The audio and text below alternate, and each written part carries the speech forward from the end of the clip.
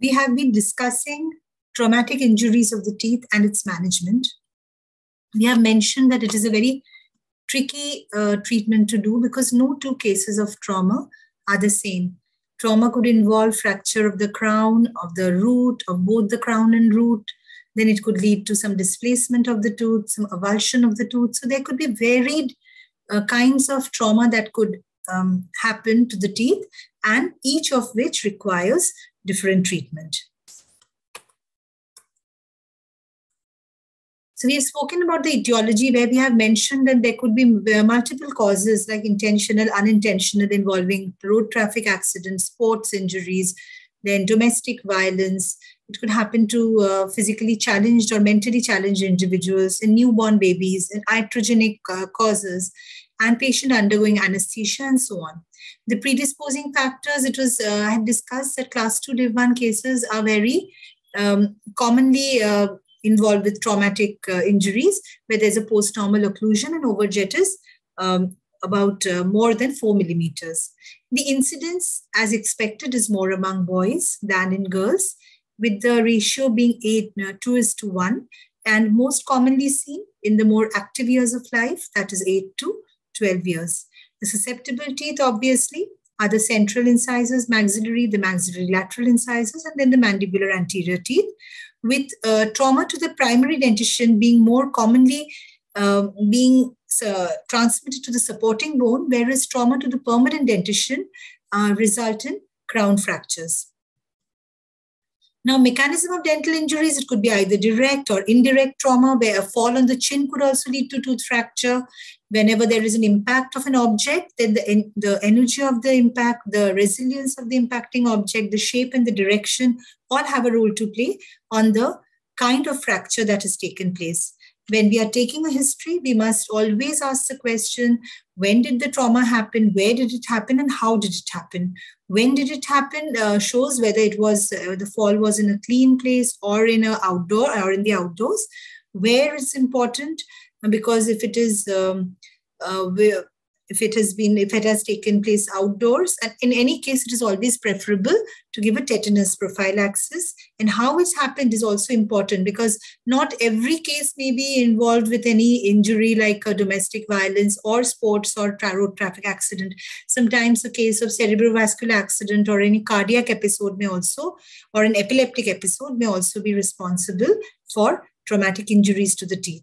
So we should not forget that other than just looking at the teeth or the supporting tissues, we must take a good overall medical history involving checking the gait, checking the neurological responses, seeing if the gait, if there's any bleeding from the ear or the nose, if the BP or the pulse is normal, if there's any diplopia or any nystagmus, if there's any stiffness in the neck, and so on and so forth. Then when looking at the patient during visual examination, what is to be done is first an extraoral examination needs to be done, seeing any bruises on the soft tissues. Then palpation will reveal if there is any displacement of the temporomandibular joint or any fracture in the maxilla or the mandible. If all that seems normal, next we move intraorally, where we have a visual examination looking for any penetrating nature of the wound, any foreign bodies lodged into it. And then we will also look for any tenderness on percussion of the tooth, any discoloration in the tooth. We will do a vitality testing just to know the baseline neurovascular status of the tooth so that we can compare it later. Radiographic evaluation is needed with 1 occlusal view and 3 periapical bisecting angle views. Wound healing, as I had mentioned in the previous session, is that it could involve separation or it could involve crushing. In case of separation, healing is relatively uneventful because there is cleavage of the intercellular structures, there is limited damage to the cells, and wound healing usually occurs by the existing cellular system with minimum delay. On the contrary, when there is crushing, then obviously there will be damage to the cellular and the intercellular system. And wound healing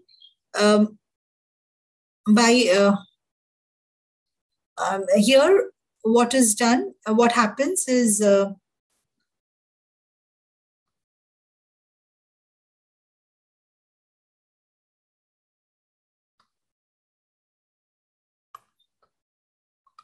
Just a minute.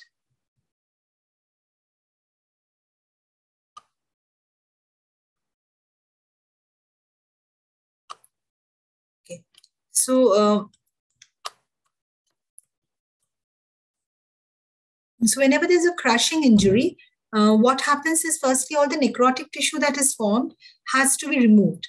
And wound healing by removal of the damaged tissue by macrophages and osteoclasts is important. And therefore, there is delayed healing. So splinting period is required. In separation injury, after 1 week, new collagen formation occurs. And there is the compromised periodontal ligament fibers. They start healing within a week, and within 2 weeks, about 2/3 of the strength of the tooth is regained. And in most of the cases, after a period of 4 days, the new blood vessels of the pulp start forming with a formation of 0.5 millimeter per day in cases with open apex. On the contrary, in cases of crushing injury, root resorption is a common occurrence because in case of crushing injury, there's a loss of the protective cementoblast layer or the epithelial cell rests of Melasses, allowing a free access of the osteoclasts or the macrophages to remove the damaged periodontal ligament. We have mentioned 2 classifications. So one given by, which is a modified Ellis classification, where we have spoken from class 1 to class 7. Class 1, the tooth looks intact, but the pulp may be devitalized, or there may be internal or external resorption of the teeth. In the class 2, there's coronal fracture without pulp exposure. The class 3, coronal fracture with pulp exposure. Class 4, coronal fracture extending subgingivally. Then class 5 is the root fracture with or without loss of the crown fracture, which could be either be horizontal or vertical. Class 6 involves displacement of the teeth where there is partial or lingual displacement, and class 7 involves injury to the deciduous teeth. Another very pertinent and important classification as given by WHO, modified by Andreasen and Andreasen, who have a huge role to play in understanding traumatology and which is accepted by the International Association of Dental Traumatology. This is a very well-defined classification which involves fracture of the teeth, then there is fracture of the periodontium, injury to the periodontium, injury to the supporting bone, and injury to the gingiva or the oral mucosa. So coming to the injury to the tooth, it has a very gradual classification starting with enamel infraction, followed by enamel fracture. After that, there is enamel and dentine fracture, uncomplicated, that is, there is no involvement of the pulp. Then there is enamel and dentine fracture, complicated, that is, with involvement of the pulp. So after all the crown fractures, then we move to root fracture. Then there is crown root fracture without involvement of pulp, and then with involvement of pulp. Then there is multiple fracture and fracture of unspecified origin or unspecified category. Then coming to injuries to the periodontium, that is, if the supporting tissues are injured, then what happens is there could be a case of concussion where there is no apparent bleeding from the gums, but there is mild vibration in the tooth. In subluxation, there is some bleeding from the gums, but the tooth is not displaced from its position. Then coming to extrusive luxation. In extrusive luxation, the tooth is out of the socket. In lateral luxation, the tooth moves laterally. Then there is intrusive luxation, when a blow may move the tooth inside the socket further, and the tooth may be completely avulsed from the socket. That is also another possibility. Then the third part of the classification involves injury to the supporting bone, which could cause comminution of the mandibular alveolar socket or the maxillary alveolar socket, or there could be fracture of the mandibular alveolar socket wall or the maxillary alveolar socket wall, or there could be a fracture of the mandible proper or the maxilla proper. And finally, there could be injuries to the gingiva or the oral mucosa, which can be either a laceration, contusion, or abrasion. We have also spoken in the last session about enamel infraction, which usually does not require much treatment, and mainly a follow-up is required to evaluate the prognosis of the pulp and after taking the baseline reading of the pulp. And there could be an enamel fracture. In case of enamel fracture, again, you could either contour the incisal fractured edge, or you could do a composite restoration where a slight sensitivity occurs. necessary treatment must be rendered, and vitality testing is again required, and a good follow-up every 3 months, 6 months, 12 months, and every yearly follow-up is required. Enamel and dentine fracture, which is 1/3 of all dental injuries, here the complication starts the moment the dentine is involved, because the tooth now becomes sensitive to dehydration, temperature change, or pressure. So obviously you will do a vitality testing, and if all is well, you would either reattach the fragment if the patient has come with the fragment, or you would do a composite buildup, or you could also do a porcelain veneer or crown. And the prevalence of pulp survival equals to 94 to 98%. This is a case where composite buildup is done. This is a case, this shows how the fractured fragment can be reattached. And then the next case would be where it's a crown fracture, which is complicated. That is, enamel and dentine are involved, but the pulp is also involved. Here, this tooth is obviously sensitive to variation in temperature, dehydration, or pressure. If there is minimal trauma with a very small exposure of the pulp in a clean environment, you could try a pulp capping. Of course, the prognosis is not very reliable, ranging from the 60s to 80% or 84%. Better still, you would do a partial pulpotomy. Better still, you would remove all the coronal pulp, let the radicular pulp remain, taking care to see that the root formation is, completion of root formation is ensured, because such type of fractures are very commonly seen in young children where the root formation is not complete and the fall may have occurred. So as we see that pulpotomy has 94 to 100% success, whereas a pulp capping has 63 to 88%. Chances of survival. And you would do a fragment reattachment or composite restoration after pulpotomy. Now, coming to today's session, where we will be talking of, now we finished with other crown fractures, so we will now be moving to the crown and the root fracture. And we will also be talking of the root fractures, which will involve the horizontal root fracture and the vertical root fracture. Now, firstly, coming to the crown and root fracture, as you can see, a fracture line has started in the crown and is extended subgingivally up to the root. It could start anywhere and could end anywhere in the root. And accordingly, the treatment may vary. There could be pulp involvement, or there may not be pulp involvement, but it is necessary that the fracture line has extended from the crown to a position below the cemento-enamel junction. Such cases usually present a chisel type fracture and with a fragment or fragments below the lingual gingiva. So there's a fracture, obviously. Now this fracture piece may be firmly attached to the tooth, or it may be loose, or it may be attached only to the periodontal ligament fibers after completely separating from the tooth. So as I have mentioned, every case is different and requires a different approach. If there is exposure of the dentine and more so of the pulp, the tooth will start responding abnormally to temperature, dehydration, and pressure. 5% of all dental injuries are of this kind, which involve an extensive understanding and accurate understanding of the problem and understanding of how the treatment can be rendered. Because here, not only a restorative dentist is involved, an endodontist may be involved, an oral surgeon may be involved, a periodontist may be involved, and also an orthodontist may be involved. Let's see why and how. So whenever there is a crown root fracture, here, the moment the fracture line has extended juxtagingivally at the level of gingiva or subgingivally, the treatment is going to be more and more complicated.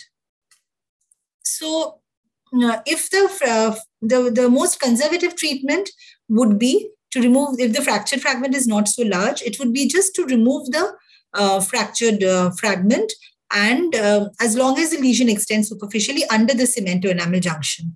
Then what you can do is you can do a restoration at juxtagingival level, but here it is always, and then gingiva will attach to the exposed dentine by forming long junctional epithelium. So you remove the fragment and you restore the tooth at the juxtagingival level.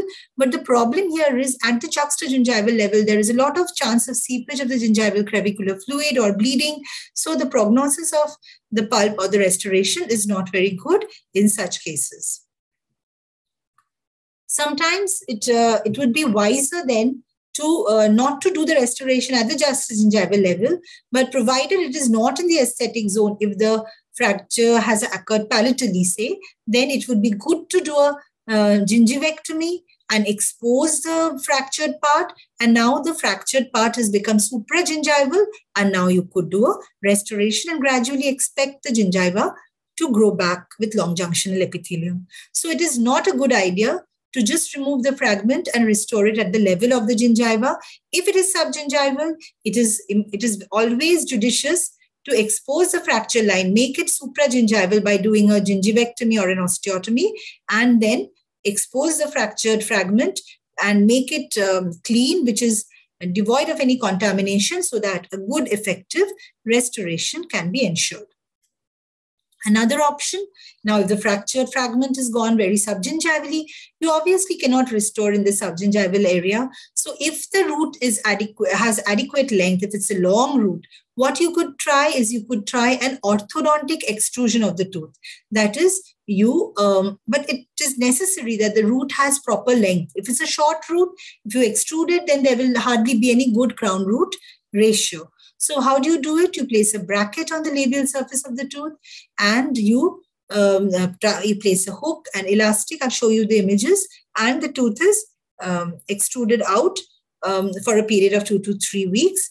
And if concomitant endodontic treatment like pulp capping, pulpotomy, and endodontic therapy should also be considered where necessary. Once it is extruded, the gingiva will follow the path of the extruding root, and it will cover that area. So prevention of reintrusion can be done by removal of the circumferential periodontal ligament fibers. So one could be just restoring at the juxtagingival level, which is not a good option. One would be to do a gingivectomy and make the subgingival finish line supragingival and restore. Another would be to do a forced orthodontic extrusion of the tooth. As we can see here, we can see this is a fractured. So every fractured case is very different, requires a completely innovative and wise approach. So you remove the fractured fragment, you have the root. Now this is very subgingival. So what is done? A wire is placed with wire composite is placed on the two adjacent tooth, and a hook is either placed in the root in this case, or if there's adequate surface area, you could also place a bracket, and then you could, with a hook, you could pull out the tooth. As we can see here, the tooth has been pulled out over a period of 2 weeks. You can let it remain for another 6 to 8 weeks. And how beautifully this subgingival area has now become supragingival. And now a crown is effectively placed, which was definitely not possible with this kind of a situation. Of course, a post placement is also important, but just placing a post will not suffice. You have to make the margin supragingival either surgically or orthodontically. So as it is mentioned here, that you need about 5 weeks of active treatment for 3 millimeter extrusion, followed by a retention period of 8 to 10 weeks. Another option would be where the role of an oral surgeon comes, where there is a forced surgical extrusion of the tooth. Now, how will you do a forced surgical extrusion of the tooth? Again, here it is important that the root length has to be good. That even after a surgical extrusion of the tooth, there is adequate radicular length and the crown root ratio is proper. So the fractured fragment coronally is removed. Then with a forceps, very gently luxate the tooth and remove the apical fragment. The root, loosen it in the socket. Now root is moved into a more coronal position, and then it is secured in this new position with sutures or with splint. So what will happen now that it has been removed coronally, there will be bone formation all around, and the tooth will gradually be stabilized in this new position. In case the incisor has completely palatally inclined fracture, disarticulation of the radicular fragment may be seen, and followed by intentional reimplantation with 180-degree rotation. So it sometimes needs to be completely removed if it cannot be positioned properly, and then it is reimplanted, and then suturing is done. An image of this, you can see the tooth is very badly fractured. What is done is the tooth has been removed From the socket, it is stabilized in its new position with sutures. It is sutured with the gingival tissues, stabilized with a periodontal pack, and then endodontic treatment has obviously been done. A post and core treatment is done, and a crown is placed.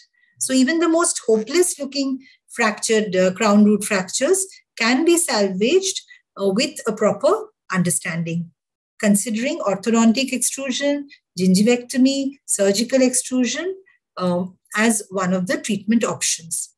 Now, sometimes the root may so be fractured that it is completely subgingival and it does not have adequate length.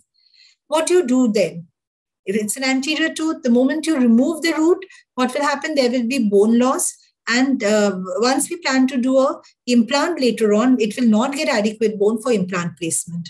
So if there is a vital root submergence, what we can do is the root fragment is allowed to remain in the tissue and is left vital.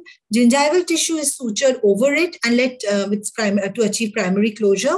And later, when you're planning the implant, you can remove the tooth and immediately place an implant in that location.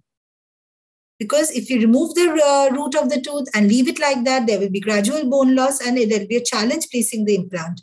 Whereas if you retain the root, remove the root and place the implant in the same appointment, it is a much superior option.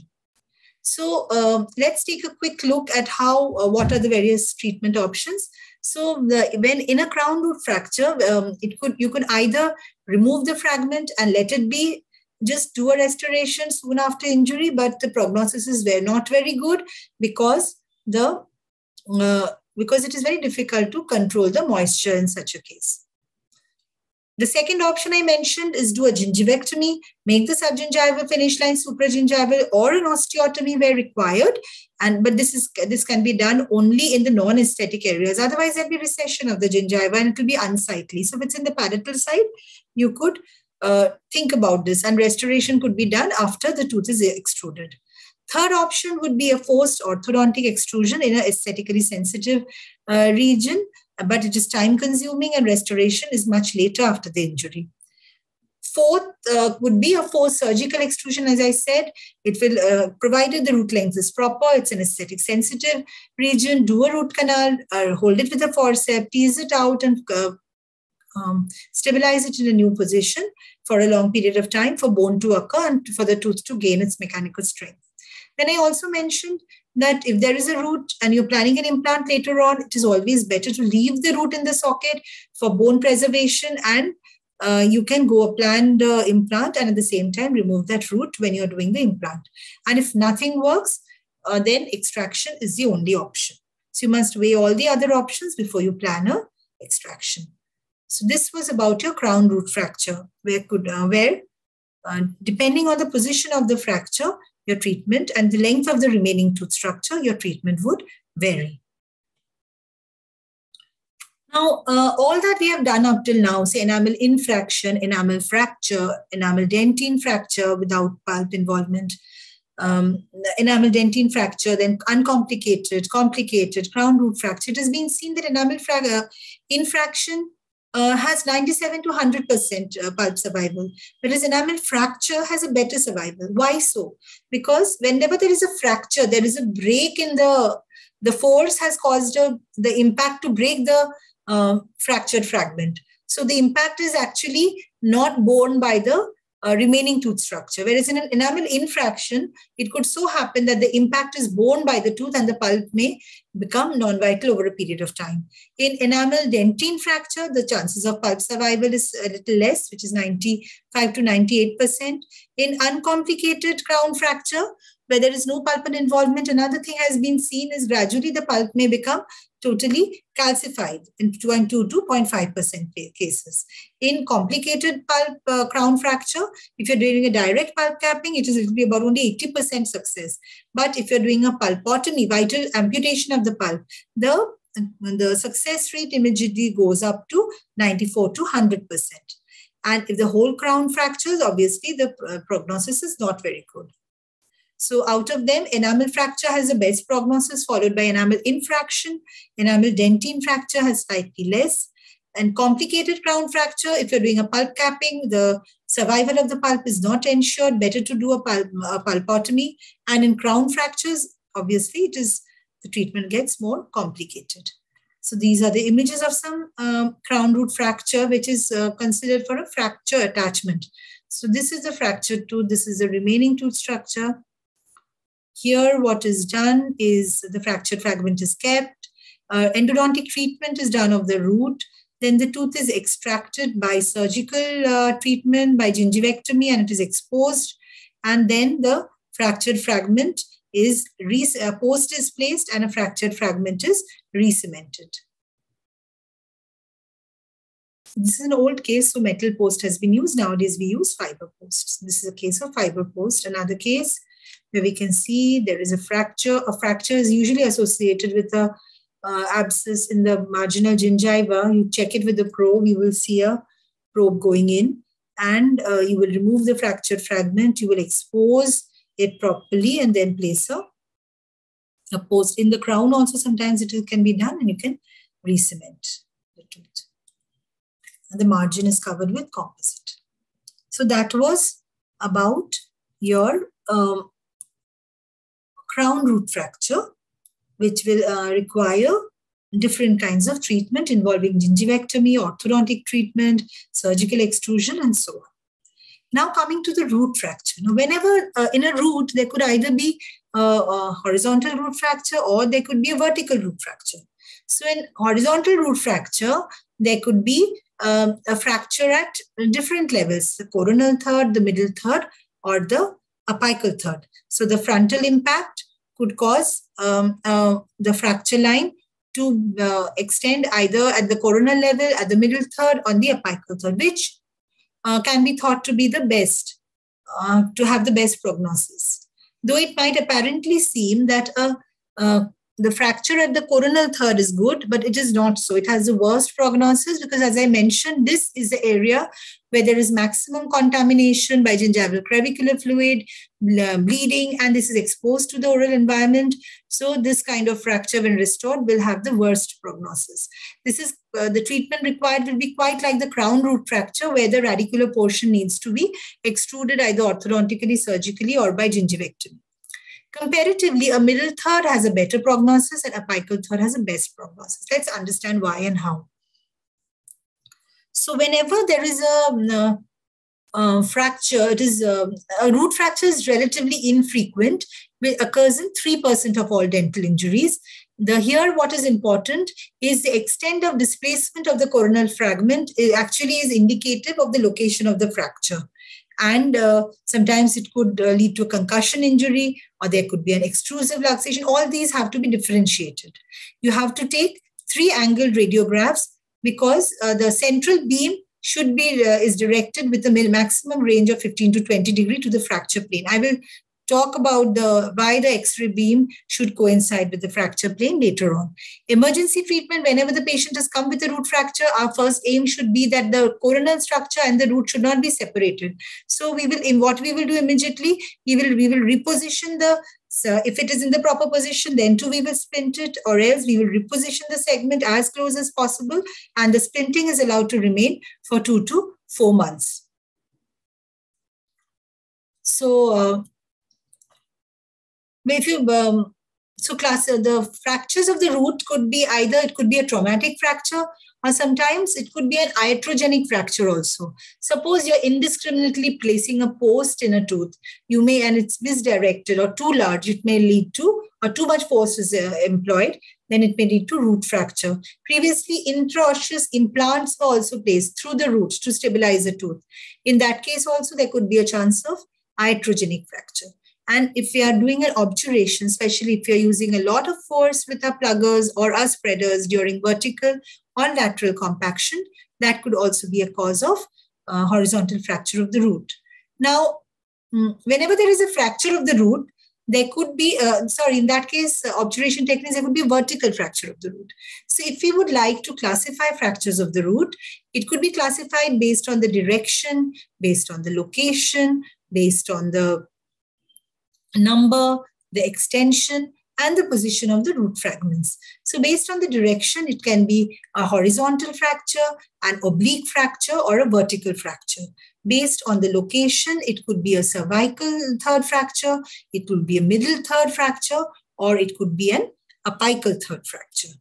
And also based on the number of fracture lines, this is very important, cervical, middle, and apical. So is the horizontal, oblique, and vertical, because the treatment will be entirely different depending upon the direction and location. Now, if there is a simple fracture, it is easier to, it will have a better prognosis. Multiple fractures, tougher. Comminuted fracture, it's always difficult to predict. It could be a partial or total fracture, and the root fragments may be displaced, or it could be without displacement. So causes could be either traumatic or iatrogenic. Iatrogenic will involve the placement of post and core obturation techniques and previously intraosseous implants, endodontic intraosseous implants. And if you want to classify, it could be either classified as horizontal, oblique, and vertical. It could be either cervical, middle, and apical. It could be simple, multiple, comminuted, or it could be a partial or total, or it could be with or without displacement of the root fragments. Coming to the horizontal fracture. We have to take a good case history. Normally, as I mentioned, that what will happen in case of a fracture, horizontal fracture, obviously there will be a discomfort, especially on the buccal portion of the tooth. The tooth will become sensitive to vertical percussion as well as horizontal percussion. There will be a slight or moderate mobility depending upon the height of the line of fracture. So if the fracture has occurred in the apical third, obviously there will not be much discernible mobility of the tooth, but if it has occurred in the coronal third of the root or in the middle third, there could be a slight mobility of the coronal fragment. The tooth may appear elongated due to separation of the fragments, and the tooth may or may not respond to vitality testing. It is important to take radiographic examination as well, because a radicular fracture usually may follow an oblique direction. And if they happen to coincide with the X-ray beam, the radiographic image will be sharper. If I show you this image, you can see that the X-ray beam is coinciding with the fracture line obliquely. So the image will be sharper. Now, if the X-ray beam does not coincide with the oblique line of fracture, it will show the radiograph as an elliptical line, giving the image of multiple fracture. Let's see the image.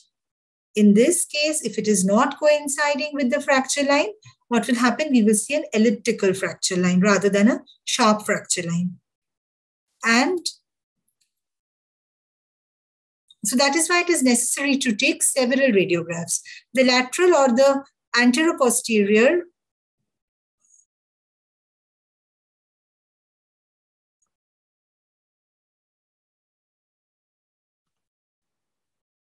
the lateral or the anteroposterior displacement of the segments of the fracture line gives an image which is like a step.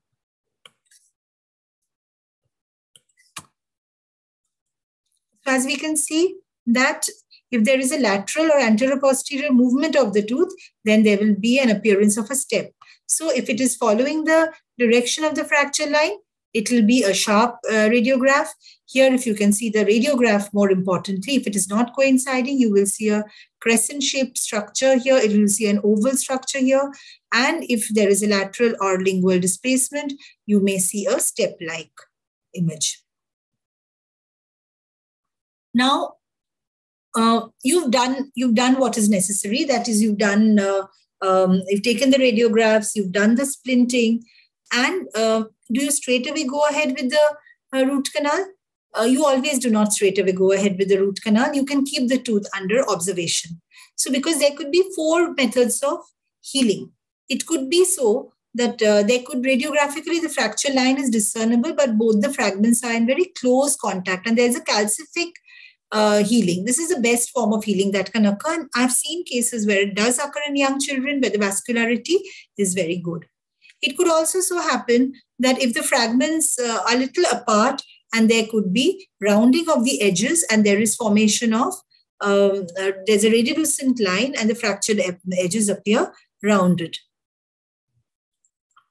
the third option could be there could be a distinctive bony ridge that between the two fragments are separated and there is formation of bone between the two fragments. So in the second case, what was seen is there were the fragments were appeared by a narrow radiolucent line and there was rounding. So there could be some granulation tissue in between.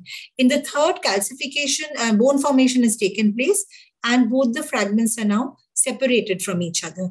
And the fourth option, there will be lack of healing, where there will be widening of the periodontal ligament space on the both sides. There will be a gap between the two fragments. There will be no signs of healing, and the radiolucency will increase gradually over a period of time. And you can see there is a loss of, there is a PDL widening laterally. This is one of the least positive prognosis, usually chances of failure. So I repeat again, the first would be formation of calcified tissue. Here, sometimes you don't even need to do an endodontic treatment. And just keep reviewing. Sometimes, because it is a young tooth, mind you, so you will not, you want the root formation to be complete and not go ahead with any kind of endodontic intervention, preventing the root formation to complete. Another option would be a narrow radiolucent line with fractured edges. Third option would be to a formation of a bony ridge which separates the fragments. And fourth option would be widening of the fracture line, development of a radiolucency corresponding to the fracture line, or both become apparent. So a root fracture could occur at three positions: in the coronal part of the root, in the middle third of the root, or the apical third. As I already mentioned, that the coronal fracture of the root has a very poor prognosis, because if the coronal segments are rigidly splinted for 2 to 3 months, there is some chance of healing. But otherwise, because it is at the level of the alveolar bone, isolation is not proper, there's constant seepage of the crevicular fluid, there's constant contamination, and prognosis is extremely poor if there is a fracture of the root in the coronal part. Relatively, it is much better in the middle third or the apical third fractures. That is, in these cases, not every case will even undergo pulp necrosis. As I said, it can just be kept under observation. So pulp necrosis occurs in 25% of the cases. Now, there could be two types of pulp necrosis. Sometimes the necrosis could occur in only the coronal segment. Sometimes the necrosis can occur, leaving the apical segment vital. Sometimes the necrosis could occur in both the segments.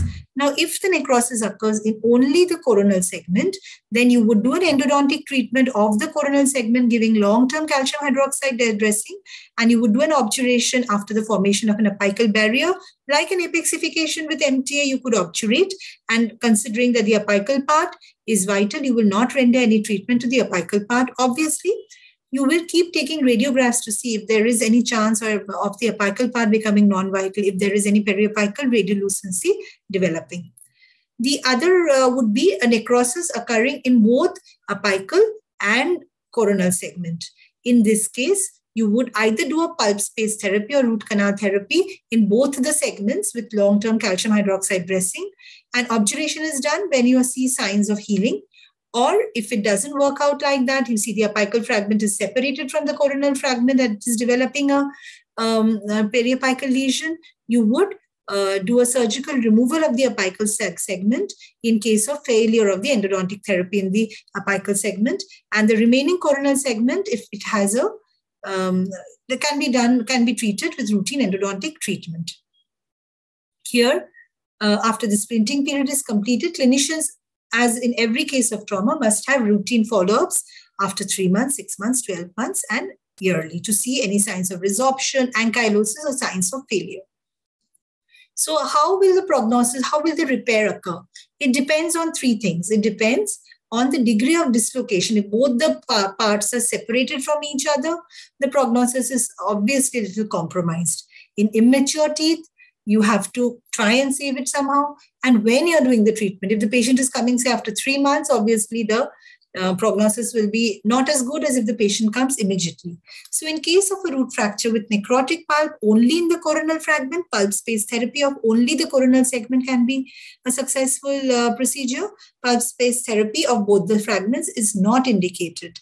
Pulse-based therapy of the coronal segment and surgical removal of the apical fragment is an arduous procedure, but has reasonable prognosis provided the remaining coronal fragment can support the crown. That is, the remaining coronal fragment has adequate length. And you would not remove the apical fragment unless you see signs of infection in the apical fragment.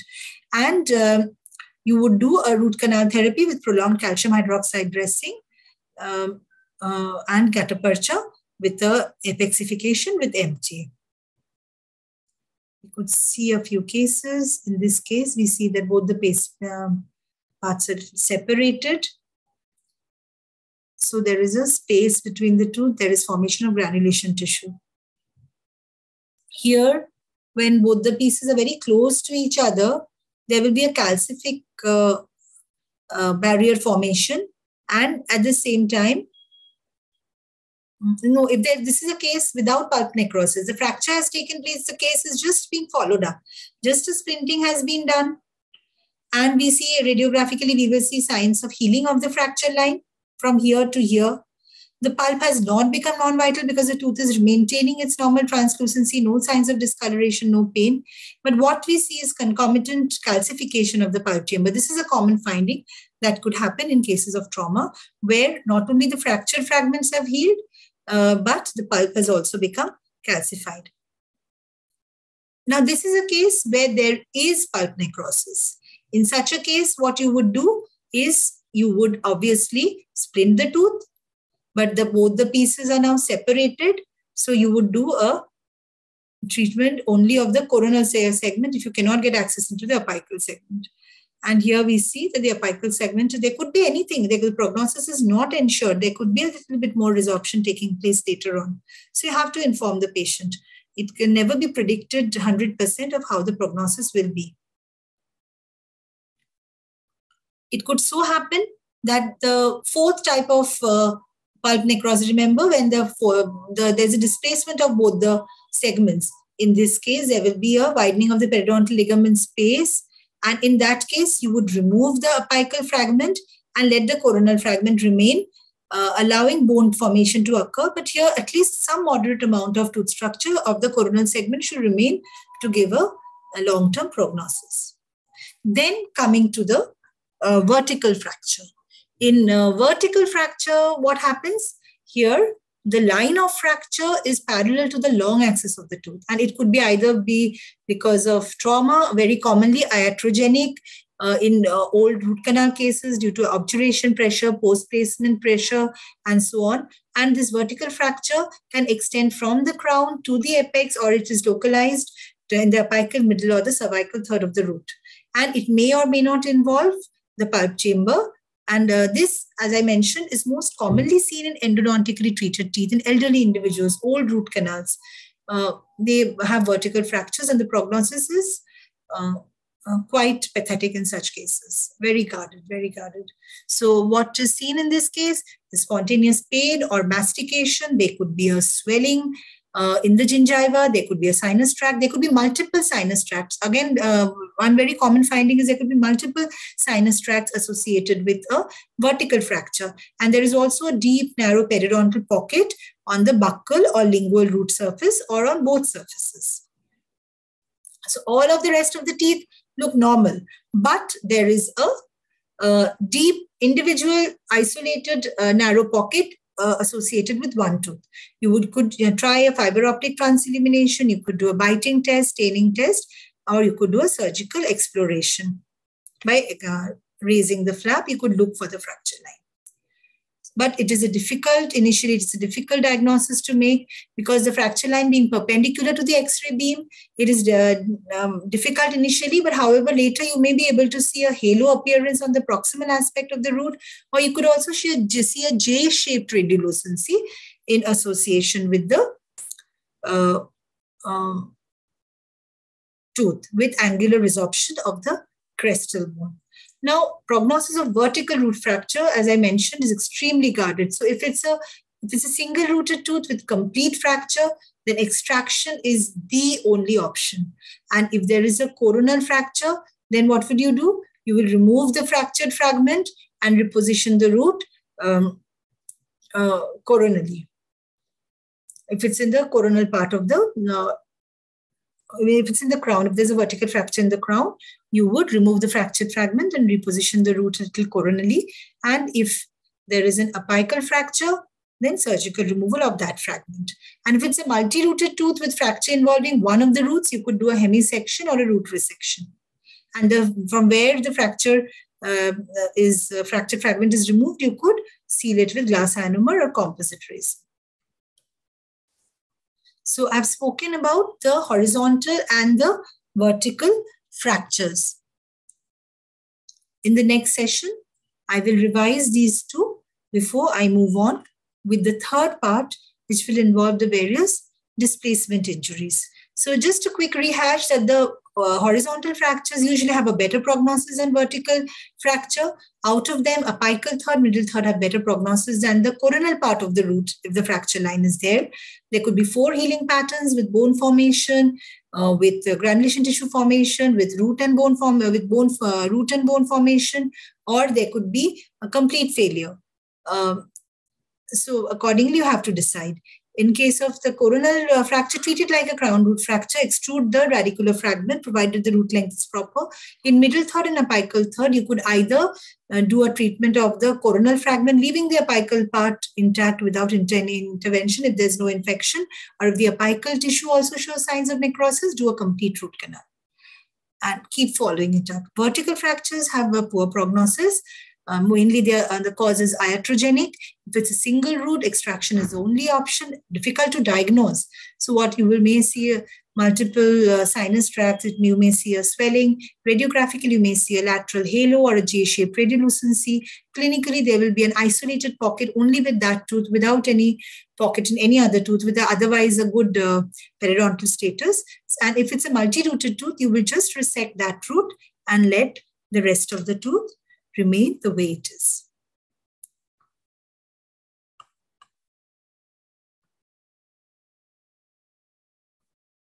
So with that, I will come to the end of today's session.